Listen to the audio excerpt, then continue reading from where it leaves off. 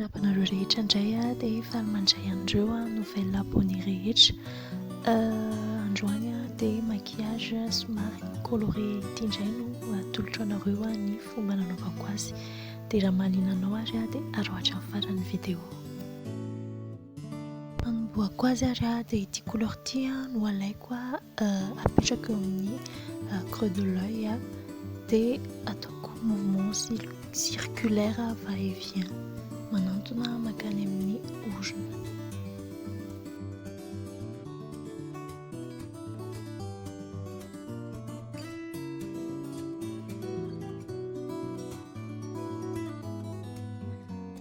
Ity kosa no alaiko manaraka apetraka eo amin'ny creux de l'œil ihany fa ambanimbany kely no ilay voalohany teo fotsiny no ametrahana azy, même mouvement ihany.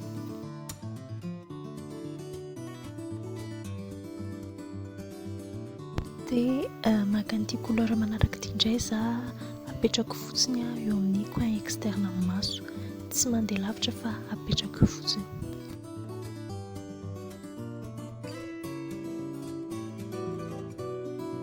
Dia manao cut crease rehefa avy eo. Iverena koa ilay pinceau teo amin'ny coin externe amin'ny maso teo dia amafisiko kely ilay loko. Maka an'ity loko ity indray dia apetrako eo amin'ny coin interne amin'ny maso. Apetrako fotsiny dia amafisiko arak'izay itiavako azy ilay loko.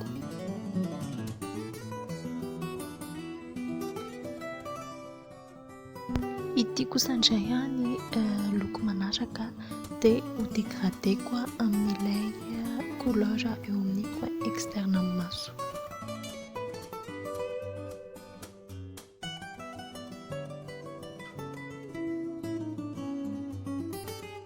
Rehefa vita iny dia maka loko hafa indray hidégradéko an'ilay mavo sy ilay menamena teo, ataoko eo ampovoany izy roa.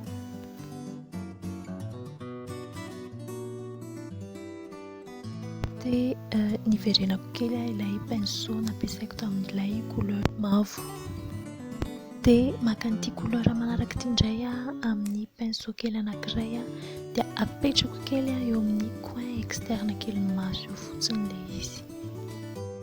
Midina eto ambany indray dia ilay pinceau voalohany sy ilay couleur voalohany ampiasaina iny aloha no apetrako voalohany, ampifanisiko tsara amin'ilay eo ambony dia avy eo arahako amin'ilay loko faharoa. Dia ilay couleur tamin'ny coin externe maso voalohany indray no apetraka teo. Dia iverenana ihany koa ilay loko faharoa teo amin'ny coin externe maso ilay violet kely amin'ilay pinceau kely.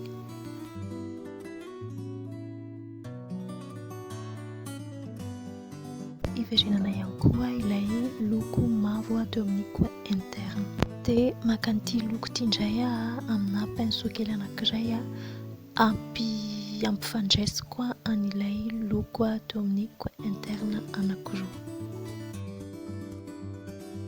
Dia izay tsy adino ny mifikse an'ilay maquillage rehetra raha ohatra ka tiana hitana tsara ilay izy dia mila fixena fa misaotra nareo naraka hatramin'ny farany aza adino ny miabone amin'ny chaîne na amin'ny page ho an'izay mbola tsy nanao an'izay dia aza adino koa manisy j'aime raha ohatra ka nahafinaritra anao ilay vidéo.